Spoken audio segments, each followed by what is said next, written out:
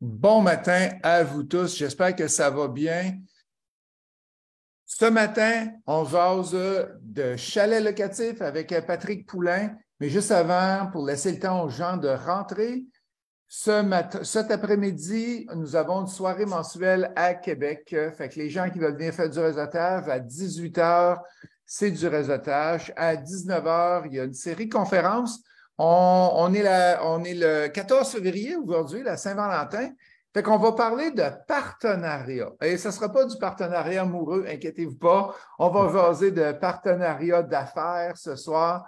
On a un courtier immobilier, Nick Raymond, qui va être avec nous. On a Denis Robitaille, Kevin Ray, qui vont parler de partenariat. Et moi aussi, je vais parler de partenariat. Comment être capable d'attirer des gens vers vous et être capable de faire le plus de partenariats possible, que ce soit dans le multi, dans le chalet locatif, dans le flip, peu importe. Fait que c'est ce soir à la scène Le Bourgneuf, à 18h réseautage et 19h, on fait la conférence. Demain soir, 15 février, 19h, c'est en virtuel. C'est la formation pour vendre vos offres d'achat avec Maître Audet. Cette semaine, j'ai eu un appel d'un client qui avait suivi cette formation-là, il y a 4 ans, me disant, hey, Justin, je veux juste te dire que ça a changé ma vie, la formation. Le jeune sortait de l'université en administration, il a décidé de ne pas aller faire un job de 8 à 5 à 50 000 $. Il a décidé de faire des ventes d'offres d'achat et en 4 ans, il a fait 1,1 million de revenus dans ses poches. Donc, très, très belle opportunité qui s'offre à vous et c'est ce soir à 19 h en virtuel. Vendredi, nous avons la première journée de coaching double qui débute. C'est le jour 1. On l'offre le vendredi et le samedi. Et le jour 1, c'est pour les gens en accéléré. Ceux-là qui veulent le faire aux 2 semaines, c'est disponible pour vous autres le jour 1, vendredi. Et samedi, on parle de chalet locatif. Quel hasard! On a Patrick Poulain aujourd'hui avec nous autres. Et samedi, c'est la journée comment investir dans le chalet locatif. Une journée complète avec Patrick et vous allez voir l'expérience de Patrick. Il y en a beaucoup. Fait que sans plus tarder, allons accueillir Patrick. Bon matin, Patrick. Bon matin, Justin. En parlant d'expérience, peux-tu nous donner un peu ton background dans le chalet locatif? C'est très impressionnant. Puis selon moi, tu es une des sommités dans le marché locatif au Québec. J'ai commencé mes propres chalets, j'ai certains partenariats, donc c'est un peu ce que j'enseigne aussi pendant le cours. C'est ça, j'ai aujourd'hui 11 chalets. J'ai aussi une compagnie de gestion qui s'appelle réservé.ca, pour ceux qui sont déjà allés louer chez moi dans les chalets. Je gère à peu près en clé en main 75 propriétés au Québec. Je ne fais pas juste de l'affichage. En réalité, je ne fais pas juste de l'affichage, je ne fais toujours que du clé en main. Je suis aussi promoteur pour des terrains pour le chalet locatif. Je construis des chalets locatifs, pas pour les autres, par contre, pour moi, mais sinon, j'ai quand même, pour les gens intéressés, des terrains à Saint-Adèle destinés à la location court terme. Donc, tout ce que je fais, ça traite vraiment à la location court terme. J'ai aussi une petite compagnie de gestion au Costa Rica. Et que là-bas, on ne dit pas chalet, mais on dit villa. On gère des villas là-bas. OK, excellent. Et peux-tu nous parler un peu des nouvelles lois? Qu'est-ce qui s'en vient avec? On va regarder beaucoup les nouveautés, qu'est-ce qui se passe dans le chalet locatif dans la prochaine année et qu'est-ce qui s'est passé en 2022-2021. Fait qu'allons-y en rétrospectif. Si on regarde Avant la COVID, puis qu'est-ce qui s'est passé à la COVID? Oui, parce qu'on a eu vraiment une transformation dans le marché au niveau de la location court terme. Ils ont vraiment changé beaucoup la CITQ, la Corporation de l'industrie touristique du Québec. À l'époque, il y a juste 3 ans, il fallait avoir des panonceaux, il fallait avoir des inspections à toutes les 2 ans avec des petites étoiles. La COVID a tout changé ça. Ils ont complètement enlevé ça. Il n'y a plus de panneaux, il n'y a plus de système d'étoiles, il n'y a plus d'inspection. Fait que ça se limite vraiment juste à une attestation et c'est tout. L'autre grand changement a été au niveau de la résidence personnelle. Le gouvernement du Québec voulait autoriser tout citoyen à louer leur propre maison en location court terme. Les villes se sont objectées avec raison parce que c'est eux qui ont à vivre avec si jamais il y a des nuisances par le bruit et tout, c'est eux qui ont à vivre avec les conséquences. Fait que le gouvernement a reculé. C'était dans son projet de loi 67, finalement a reculé. Ils ont donné 2 ans aux municipalités pour mettre un règlement en place s'il n'y en a pas. Et ces règlements-là vont s'appliquer même dans les résidences privées. Cette loi-là, ce 2 ans-là, vient à échéance le 25 mars prochain. Donc, ce qui a créé, je dirais, pendant ces 2 années-là, un boom au niveau des réglementations municipales et des zonages, parce qu'on s'entend, les villes avaient juste 2 ans de mettre en place un règlement pour les résidences privées, et après ça, ils ne pourront plus en rajouter. En passant, pour ceux que c'est des résidences secondaires, aucune réglementation n'a changé, ça reste comme avant. Les règlements vont toujours s'appliquer. Donc, ce qui est arrivé dans les 2 dernières années, qui a créé aussi beaucoup d'incertitudes, parce qu'il y avait des règlements, il y avait des moratoires qui étaient donnés par les villes, qui empêchaient du jour au lendemain les gens d'avoir un nouveau permis de location court terme. Fait que tout ce brouhaha-là se termine le 25 mars prochain. Et qu'est-ce que tu t'attends qui va arriver? Parce qu'on sait, il y a plusieurs municipalités qui ont mis comme on dit en bon québécois, ils ont mis le break à bras puis ils ne veulent plus rien de savoir sur les locations court terme.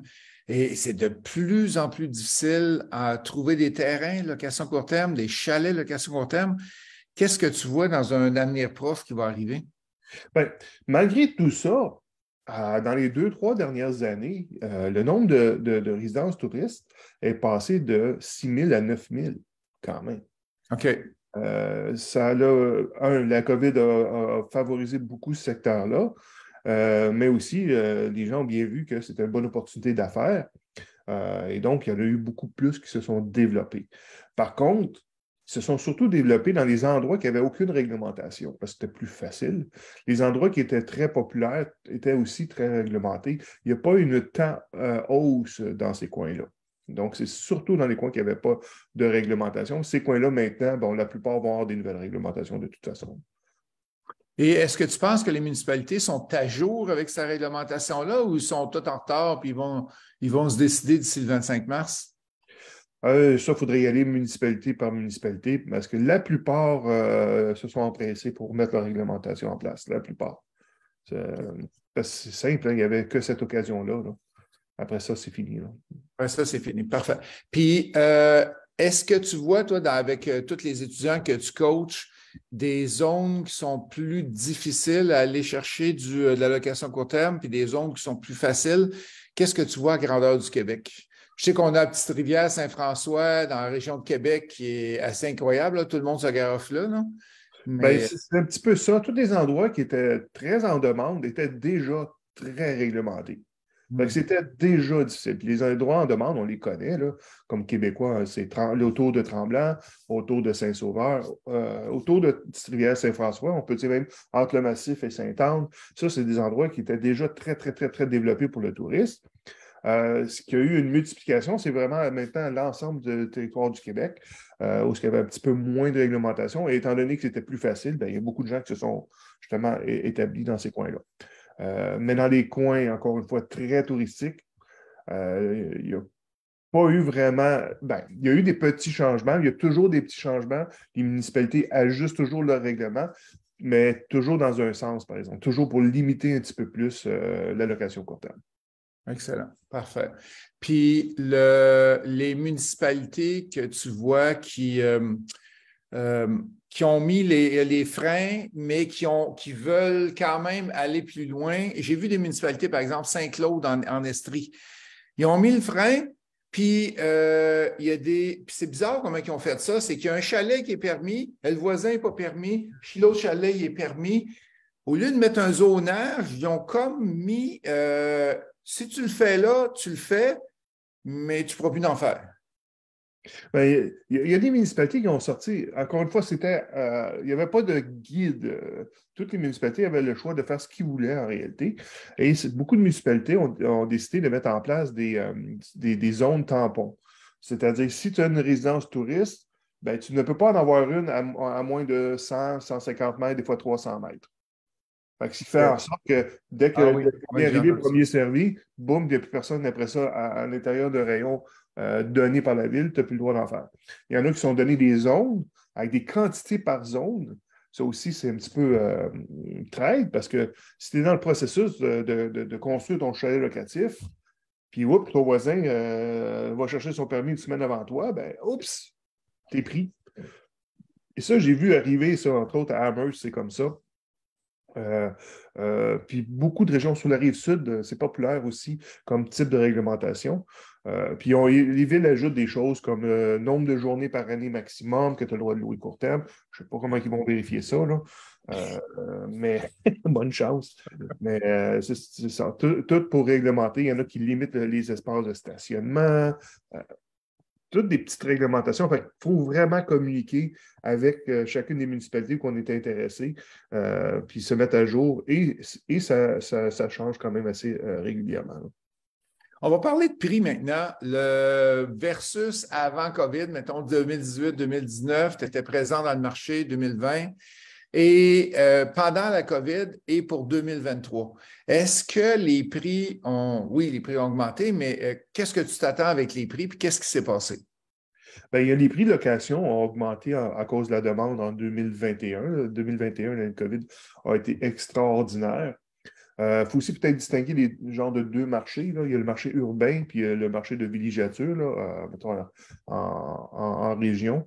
Les villes ont été extrêmement touchées par Airbnb négativement. Et Airbnb est un phénomène beaucoup urbain. On arrive maintenant à reprendre pour les villes à peu près ce qui était avant, ou à peu près ce qui était en 2019 maintenant. Tandis que le chalet locatif, il a boomé pendant la COVID parce que les gens voulaient sortir des villes. Tu n'avais plus le droit de rien faire dans les villes. Les musées, les cinémas, les théâtres, tout était fermé. Là, fait que les gens se sont vraiment sortis de la ville. Les prix ont augmenté de l'ordre de 30-40 pour le chalet locatif là, en 2021.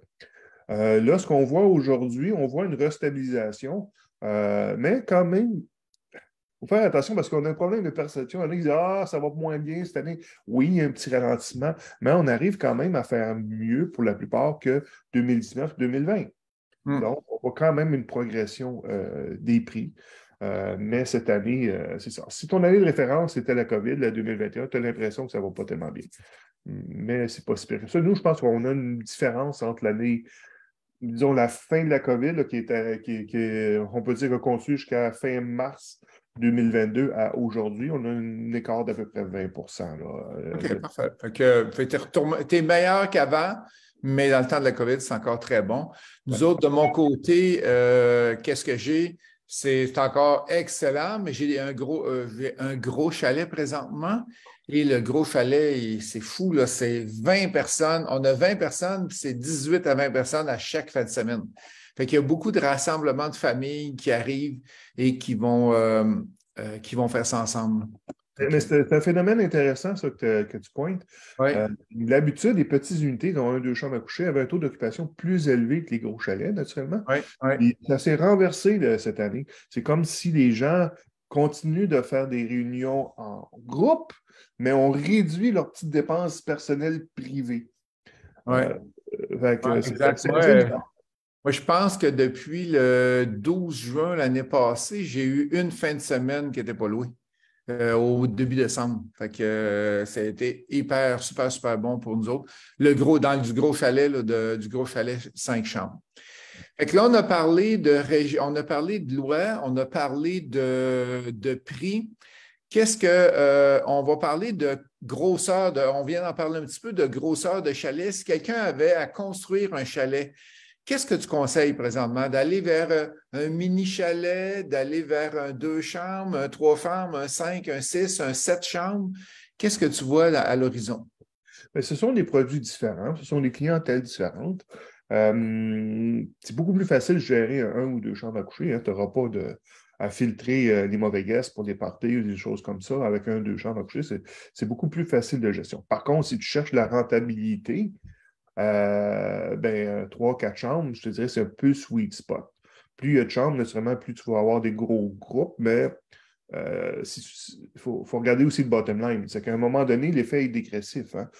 Si tu augmentes le nombre d'occupants, Mais ta maison te coûte plus cher, tes taxes coûtent plus cher, ton chauffage, ton électricité coûte Ouais. plus cher. Et c'est de plus en plus rare que tu vas combler à 100% le nombre d'occupants de toute façon. Fait que c'est vraiment dégressif. 4, 5 chambres est probablement ce qu'il y a de plus rentable, mais tu t'ouvres beaucoup plus à des possibilités de groupes qui déraillent. Fait que pour moi, surtout si on commence 3 chambres, je pense que c'est un bon sweet spot. Sinon, mettons, entre la difficulté de gestion et les revenus, je te dirais que 4 chambres est peut-être mieux. Là. OK, parfait. Fait que 3 ou 4 chambres, un bon endroit. Et parle-moi un peu du chalet. Est-ce qu'on devrait aller vers du chalet neuf, du chalet usagé? Qu'est-ce que tu vois exactement? Mais on s'attendait à une baisse dans le marché de la revente. Elle n'est pas encore réalisée. On est encore dans un marché de vendeurs. Ouais. Bizarrement, il n'y a pas d'inventaire, toujours pas d'inventaire, malgré les taux d'intérêt qui montent. Il y a très, très peu d'inventaire dans le marché. Bon, ils ne se vendent pas en quelques heures ou en quelques jours comme avant, mais ils se vendent pareil à très haut prix en ce moment. Une construction neuve, bizarrement, en ce moment, coûte moins cher qu'une maison usagée. Tout simplement à cause qu'il n'y a pas d'inventaire. C'est tellement bizarre, ça. Puis c'est clean, tu n'as pas d'entretien, ça va super bien parce que moi aussi, je trouve ça bien bizarre. Puis les prix des maisons neuves ont baissé aussi. Fait que, on le voit dans le marché, les matériaux coûtent moins cher. Fait que Oui. non, ça vaut à peine. Fait que Euh, d'après moi, il y a encore un très bon temps pour construire. Le désavantage de la construction neuve, ben, c'est le temps. Ça prend plus de temps. Il faut aller ouais. chercher un permis et tout et tout. Par contre, tu sors une maison neuve demain du marché, sur le marché, ben, tu peux la vendre 100, 200 000 plus cher que ce qu'elle te Oui, coûte. exact. Puis c'est à peu près ça qu'on voit dans le marché présentement. Peux-tu me parler de la formation qui s'en vient samedi, voyons, samedi le 18 février? C'est en virtuel et c'est en présentiel à Boucherville. Fait que parle-nous un peu de qu'est-ce que tu vois dans ce menu de cette journée-là. Ben, la formation s'appelle S'enrichir grâce au chalet locatif. Donc, carrément, l'idée de la formation, c'est de prendre la main à quelqu'un qui commence, qui ne sait rien de chalet locatif, puis lui montrer toutes les étapes de A à Z entre jour 1 chez rien à j'opère mon premier chalet locatif. Donc, c'est toute la question de la réglementation, de la recherche, l'achat, l'inspection, la mise en place des systèmes, vraiment le cycle complet pour une personne qui veut se lancer dans le chalet locatif et avoir son premier chalet locatif. Parfait. Et à l'intérieur du cycle, on va parler de financement. Tu vas parler de quoi en plus? On parle même de système sanitaire, on parle de puits, on parle de région, on parle de comment les outils qui existent dans le marché pour définir quel revenu je peux m'attendre dans telle région avec tel type de chalet. Donc, carrément faire aussi ton petit plan d'affaires et t'aider dans ta décision et dans ton choix, dans ta recherche. Excellent. S'il y a des gens qui ont des questions en ligne, je vois plein de gens qui sont là, Pierre, Katia, Stéphane, Nathalie, qui sont là. Fait que si vous avez des questions pour Patrick, c'est le temps de les poser. Il me reste 2 questions pour toi. La première, si tu avais à te lancer dans le chalet locatif en 2023, est-ce que tu le ferais? Oui, parce que c'est une superbe période. En période de ralentissement ou de crise, on n'est pas encore dans une crise, toujours été le meilleur moment pour investir en immobilier. Hmm. Là, on a des hauts taux d'intérêt, c'est vrai, mais ça devrait faire baisser les prix il parle de l'ordre de 10% cette année. Donc, ça va aider à baisser les prix. Et quand les taux d'intérêt vont rebaisser, qui s'attendent en 2024, ben, si on prend une hypothèque court terme, tu vas pouvoir profiter justement Exactement. de Ouais. cette baisse au niveau, puis les coûts vont baisser. Les matériaux, tu l'as dit, ont beaucoup baissé. Les entrepreneurs vont avoir besoin de travail. Donc, les coûts de construction vont être plus faibles. Donc, ça, c'est, d'après moi, une bonne période pour investir. Puis la location court terme n'est pas là pour partir. Au niveau mondial, il y a quand même un boom qui continue. Puis un des problèmes, si tu écoutes les blogs de Chomsky, le fondateur de Airbnb, leur problème, c'est qu'il leur manque d'autres. Donc, il leur manque carrément Voyons d'inventaire. donc. Oui. au niveau mondial. Ben oui, les gens voyagent beaucoup plus. Les gens travaillent en voyageant. Le télétravail a explosé naturellement. Donc, les gens sont de plus en plus mobiles. Aussi, c'est une question aussi générationnelle. OK. Donc, puis les gens ne veulent plus travailler d'un bureau 9 à 5. Il y a tout un nouveau pan maintenant de gens là, qui veulent voyager et travailler, qui ne veulent plus être fixes. On les appelle les nomades capitalistes ou ce genre de choses-là, mais c'est vraiment un phénomène. Et ce n'est pas juste les gens qui viennent, il y a nos gens qui partent aussi. Donc, les gens se promènent. Puis, les locations court terme est parfaite pour ces gens-là. J'écoutais une conférence de l'OASIC juste avant Noël qui disait qu'à Montréal, il y avait eu beaucoup, et puis je ne me rappelle plus du chiffre, je me rappelle plus, c'est 4 ou 9% d'exode de Montréal durant la pandémie. Les gens se sont ramassés en région. C'est pour ça que les prix sont si forts en région. Et tous les petits villages, les municipalités, je parlais avec des courtiers, ils disent, ça faisait des années on avait cette maison-là à vendre, puis là, ça s'est tout vendu. Les gens demeurent dedans, puis le télétravail fait que les gens veulent rester à campagne aussi et s'en aller de moins en moins vers la ville. Fait qu'on le voit aussi, l'exode qui a lieu. Et là, avec l'inflation, les prix des voyages est rendu très cher. On est en train d'organiser le voyage Imo Facile pour la Jamaïque, puis les prix ont tout augmenté. Là. C'est plus comme avant, pendant le COVID ou avant le COVID, là, les prix ont augmenté. Fait qu'on devrait vous lancer ça, si tu peux, en passant les gens qui sont à l'écoute. Voyage en Jamaïque, c'est du 24 novembre au 1er décembre. C'est un endroit que je n'ai jamais été. Et ne manquez pas ce soir la soirée mensuelle à Québec, 18h, réseautage, 19h, la soirée de conférence. Mercredi soir, vendez vos offres d'achat avec Maître Audet. Vous voulez investir en immobilier sans mettre de mise de fonds. C'est une belle option pour y arriver. Vendredi, coaching double, jour 1. Et samedi, la formation avec Patrick sur le chalet locatif. Ça ne bouge pas. J'ai une question qui est rentrée. Bonjour, c'est où les régions qui se louent le mieux, Patrick, en chalet locatif? Merci, Omar. Ben, le mieux, on les connaît, comme je l'ai dit au début, Tremblant, mais pas Tremblant-Main, parce que Tremblant-Main, c'est surtout des condos. Il n'y a seulement que 5% du territoire que tu as le droit de louer court terme. Par contre, tout ce qui est petite municipalité qui touche à Tremblant, il y a des super belles opportunités. Moi, j'en ai beaucoup à Lac-Supérieur, entre autres.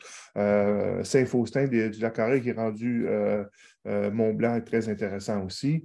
La Conception, donc tout ce qui est autour là, de Tremblant. La même chose pour Saint-Sauveur. Saint-Sauveur même, là, tu n'avais pratiquement aucun droit de faire de location court terme à Saint-Sauveur. Mais si on regarde les petites villes autour, dont justement Saint-Adèle, c'est pour ça que j'en ai plusieurs à Saint-Adèle et que j'ai mes terrains là-bas, parce que justement, on est collé sur Saint-Sauveur. Mais Saint-Adèle d'Howard, c'est la même chose. Murray Knight, il faut faire attention à la réglementation dans ce coin-là, pareil. Là. C'est des endroits intéressants. Après ça, comme j'ai dit tantôt, Petite-Rivière, Saint-François et tout. Là. Sinon, après ça, ça dépend du type que tu as. Comme tu dis, un gros chalet. Tu fais un gros chalet n'importe où entre Montréal et Québec, vous allez avoir des réunions de famille, des mariages. Il y a aussi une question de clientèle. La location court terme n'est pas limitée au chalet non plus. Ça peut être Ouais. côté d'un parc industriel, technologique en ville. Ce sont toutes des choses à côté d'un hôpital. Ça amène tellement de monde, un hôpital, dans une région, que ça peut être très intéressant aussi. C'est des niches en réalité. Merci. Et Pierre Papillon, bonjour Pierre, qui nous dit ce soir, c'est à Saint-Valentin, Ghislain. Je le sais, c'est à Saint-Valentin, fait que viens avec ta conjointe, passer une belle soirée de réseautage et de conférence avec nous autres à la soirée mensuelle. On est tout le temps les deuxièmes mardis du mois à Québec et les troisièmes mardis du mois à Montréal. À Montréal, on a quelqu'un de la SCHL qui vient nous présenter tous les nouveaux programmes disponibles pour les investisseurs. Fait que Patrick, en terminant, aurais-tu un dernier conseil à donner aux investisseurs qui veulent continuer dans le chalet ou se lancer dans le chalet locatif? Moi, je dirais, lancez-vous. Il y a encore beaucoup de possibilités. C'est très rentable. Ça génère beaucoup de liquidités. Moi, la raison pour laquelle je me suis embarqué dans le chalet locatif, c'est parce que je voulais quitter ma job. Et avec 3 chalets locatifs, j'étais indépendant de fortune, là. Puis ça, c'est dans le temps où j'ai commencé. Aujourd'hui, je suis beaucoup meilleur que quand j'ai commencé. J'ai pas de doute. Mais avec écoute, mon meilleur chalet, là, j'ai fait une année 103 000 en liquidité, là, net avant impôt. Et imagine, ce chalet-là est financé avec prêteur privé à 12 par année, là. Wow! Tabarouette! C'est incroyable. Je suis Fait content que, parce que je viens juste de le refinancer conventionnel. Ça a pris 3 ans. ça a pris 3 ans. Bon. Fait que, hey, un gros merci, Patrick. Super intéressant. On se voit samedi 18 février pour la formation sur le chalet locatif. Merci à vous tous d'être là. Toujours un plaisir d'être avec vous. La semaine prochaine, belle entrevue aussi. Fait que merci et on se voit la semaine prochaine ou ce soir pour ceux qui sont à Québec. Merci à la gang. Bye. Bon week-end.